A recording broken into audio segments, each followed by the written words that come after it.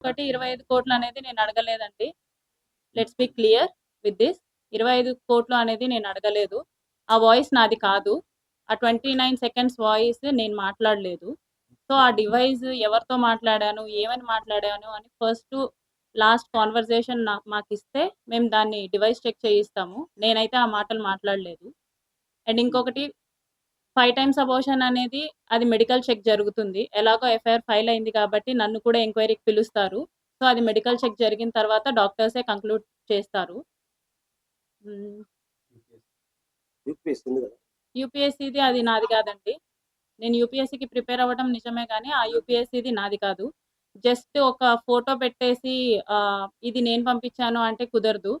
దాన్ని screen shots తీసి కనీసం ఎప్పుడు పంపించాను, ఏంటి అనేదైనా సరే అది ప్రొడ్యూస్ చేస్తే దాన్ని కూడా డివైస్ చెక్ చేసేసి కంక్లూడ్ చేయడం జరుగుతుంది. సారీ?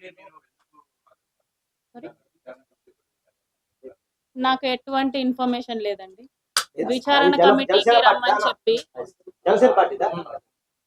జనసేన కాదండి, ఇప్పుడు అసెంబ్లీ నుంచి కాల్ చేసాడు వీడియో కాల్ అనేది ఒక వీడియో వైరల్ అవుతుంది. ఆ ఎపిసోడ్ గురించి ఏం చెప్తారు, ఏం జరిగింది? తను అసెంబ్లీకి వెళ్ళిన ప్రతిసారి నాకు వీడియో కాల్ చేసేవాడు. ఒక్క వీడియో కాదు రిలీజ్ అయింది, 3 వీడియోస్ రిలీజ్ అయ్యాయి.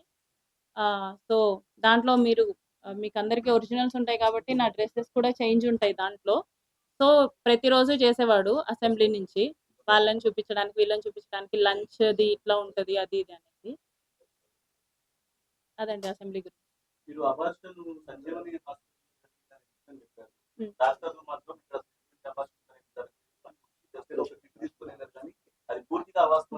నేను టాబ్లెట్స్ తీసుకోవడం జరిగింది.